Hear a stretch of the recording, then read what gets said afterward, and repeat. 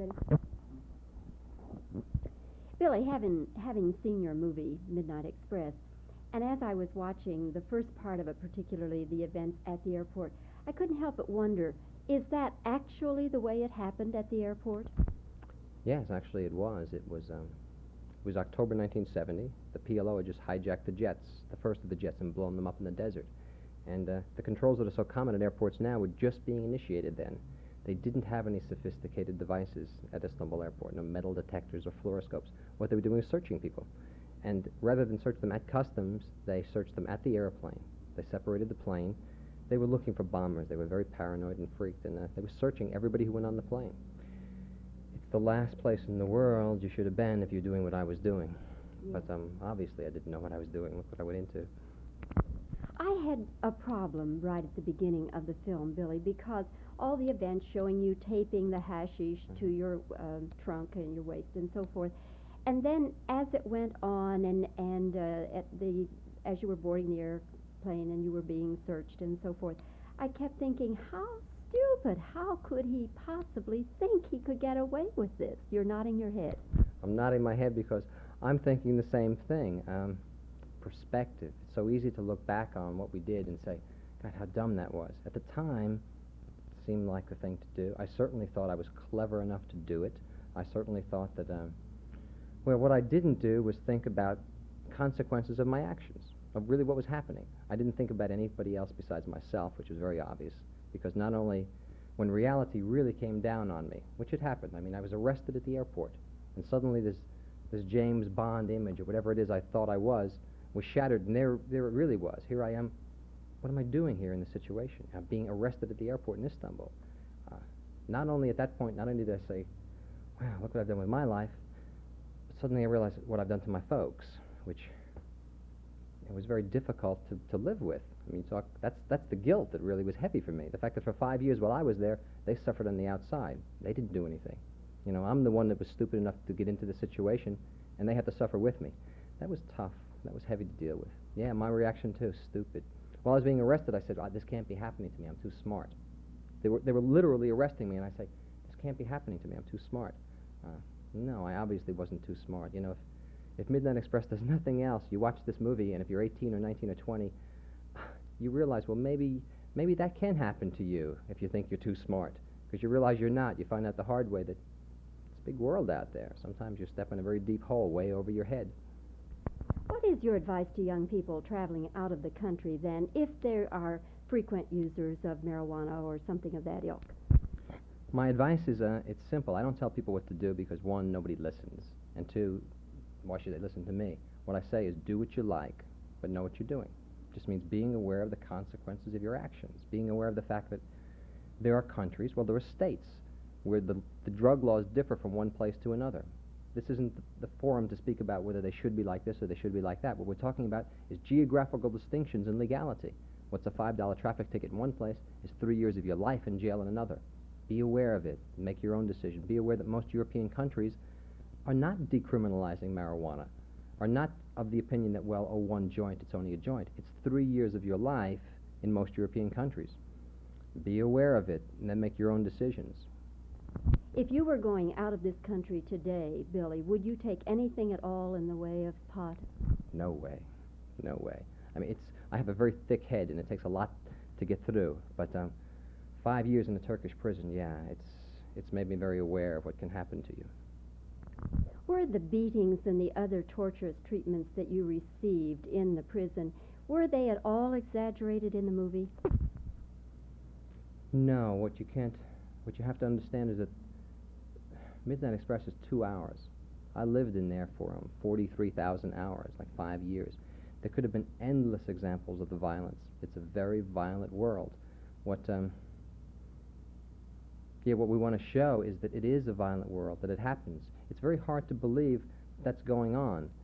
It's not my story. It's not the film. It's reality right now. You know, as we sit here, there are people from the film that are still in prison. There are 2 American women that have been in that prison for 6.5 years. It's happening now. It's reality. It's really there. Are Max and Jimmy, 2 of the characters in the movie, are they still in prison? Jimmy Booth is still in prison now. In fact, I just gotten a letter from him the other day.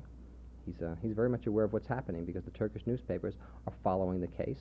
They're talking about it. The Turkish government is, of course, has protested Midnight Express's opening in every country it's opened in so far, has made formal protest trying to stop the film.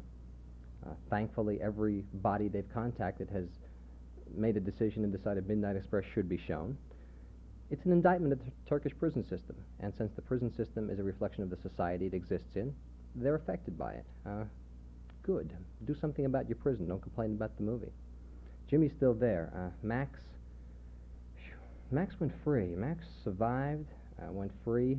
I don't really know where he is now, except I believe he's in Amsterdam, because he was Dutch. We make him English in the film so he can speak English to us. He speaks better English than I do, actually. He speaks about 9 languages. But he lost it. Prison is such a horrendous place. You get strong in ways you didn't know about, and you get broken in ways that you can never repair. And Max was a junkie. Max was fixing. I mean, he was fixing opium, heroin. It's death. It sucks the soul out of you. And he just went too far. He just lost it, lost an edge. So now he's outside somewhere, and I believe he's probably doing the same thing. I'd like to see him and talk to him, but I wouldn't like to at the same time because he's very sad. What would you say to him if you had the opportunity?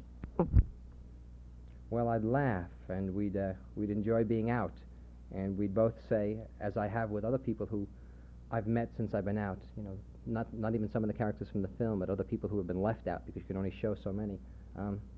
Hey, do you believe it? Do you believe we're free? Do you believe we're out here? And then it usually goes to, well, do you believe we were even in there? I mean, that's a very surreal world in there. Max, I don't know. I tried lots of times in there to shake him up in a lot of ways. I mean, I needed a lot of shaking up and got it inside. There's a point where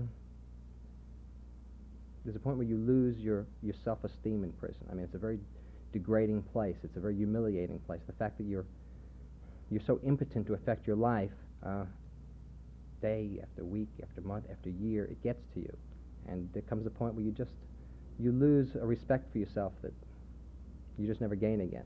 I got to the point where I was so desperate that I had to get out of it. If they shot me, I was dead.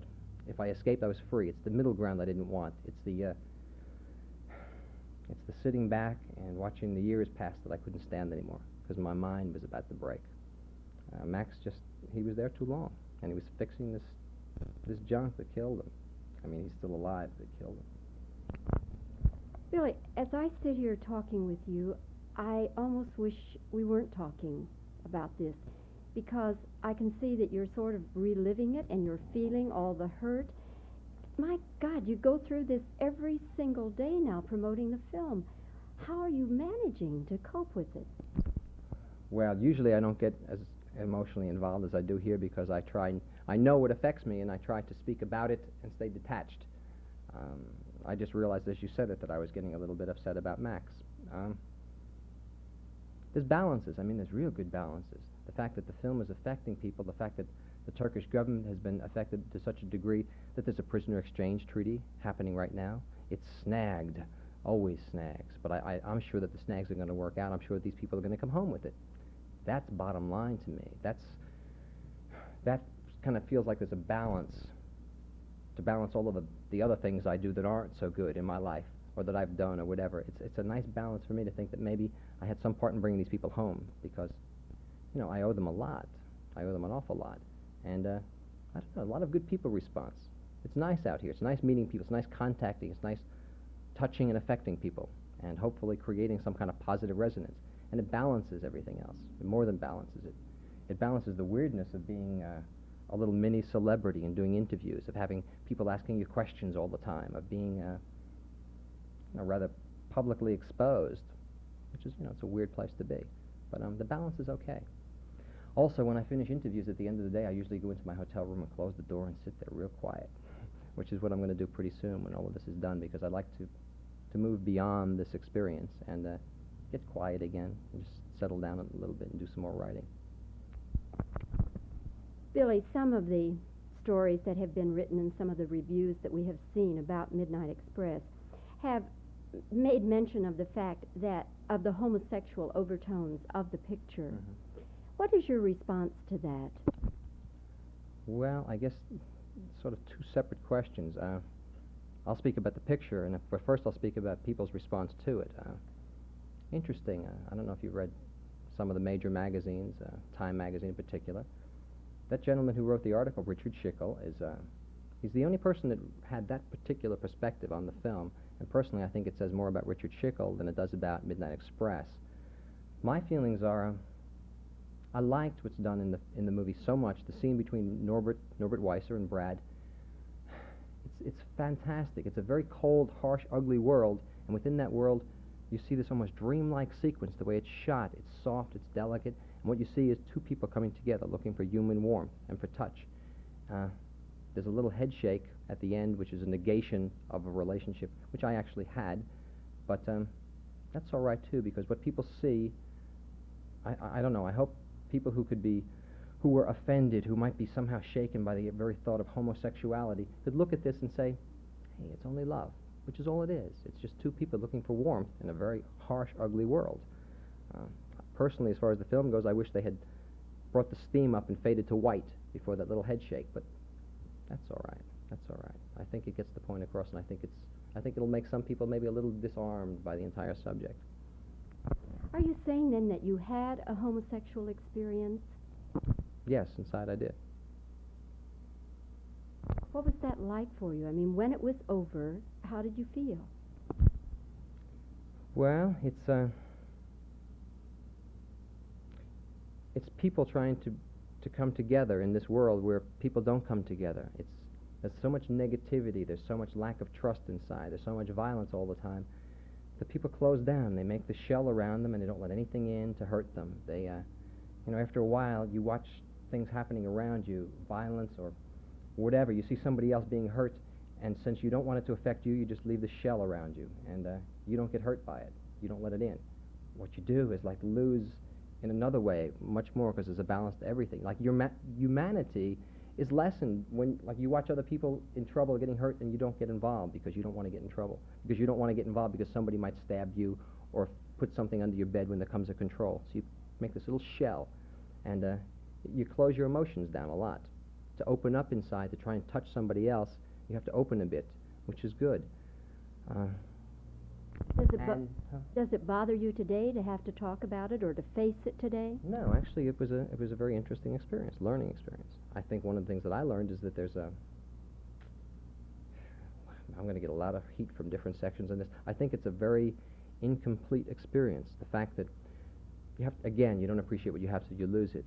I always loved women, but I never appreciated them, never. And I'm beginning to learn to appreciate them. And the very female response, a female vibration, which I missed so much inside, which is what Lillian, Susan in the film, Irene Miracle, the actress, I mean, just through her letters, she was my touch with the world. She was my touch with women. That very, man, the masculine response to the world is so definitely this way, and the feminine response is something different. And that very difference, that energy difference, is so necessary.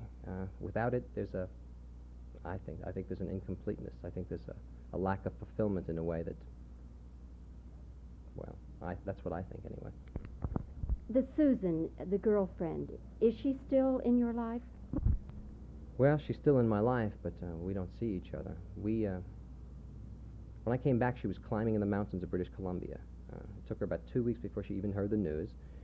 She came to New York. I was living in my brother's apartment in the Lower East Side, sleeping on his couch at the time. I was just getting involved in literally all of this that's still happening now. We spent about 6 weeks or so together. She's a lady who knows who she is and what she wants out of life. I mean, she knew it then. She doesn't like big cities. I didn't have any idea what was happening to me. It was so crazy coming out. She doesn't like living in big cities. I was living in Manhattan. She doesn't like noise and commotion. She likes a quiet life. I was involved in all of this. And she was very much aware of the fact that I was crazy. I mean, everything was happening to me, all directions. So she gave me some space. She gave me some time, and she went to Europe under the idea that we'd get together again in the springtime and see how it would work out. But, life continued. Life complicated. Life changed. And we wrote for a while, and then we stopped, and then I didn't hear from her for quite a while. And I spent one day with her last July. She came back in New York, in the park. We wandered around. She was coming back to visit her parents. And she'd just gotten married about 6 months before to a Swiss guy that she'd known for years and years while I was inside. And we just discussed our lives and what's been happening. And she's doing real well. I hope that she's living happily ever after. She certainly deserves it. Billy, it's been a real pleasure and a real enlightening experience to talk with you. I've enjoyed this interview very, very much, and I thank you for giving us this time and so much of yourself today in this interview. Thank you. Thank you. Probably better that for the last 3 years, I mean, literally, it's 3 years to the day I stepped off the airplane at Kennedy, and there was a press conference at the airport. I mean, as I stepped off the plane, there was a press conference. Good thing, you know, because if I hadn't gotten it all out somehow or other, it would still be hanging around in different ways. So I guess it's better to have it out, even though I have to be dealing with it, than have it all in, how I feel about things. People ask me about them, I say, well, I don't know, what is my opinion on this? I found that I don't have opinions on most things, so I try and figure out, well, what it is, you know, what is my opinion? Or it's nice. It's a nice charge. I love attention. I mean, do in Turkey for people who really do something bad, like kill or rape or something? What do they do? You just hit it right on. You get, in most cases, you get less for murder. You don't get. You have 24 years or 16 years for murder, depending upon situation. Meaning, is it justifiable? Is it a crime of honor? In some cases, is one. And they gave everybody 12 years off their sentence. So this guy spent 8 months in prison for raping this kid, and then they gave an amnesty and sent him free. They didn't give anybody involved with drugs 12 years. They gave them 5 years. Eventually, they moved it up. But, you know, unless you had some ridiculous crime, you went to prison, go from like 2,500 people to, I don't know, like a couple of hundred, spread out over the prison like empty. I watched our cell block go from about 80 people to like 20 overnight, which is very weird to see everybody going free. People who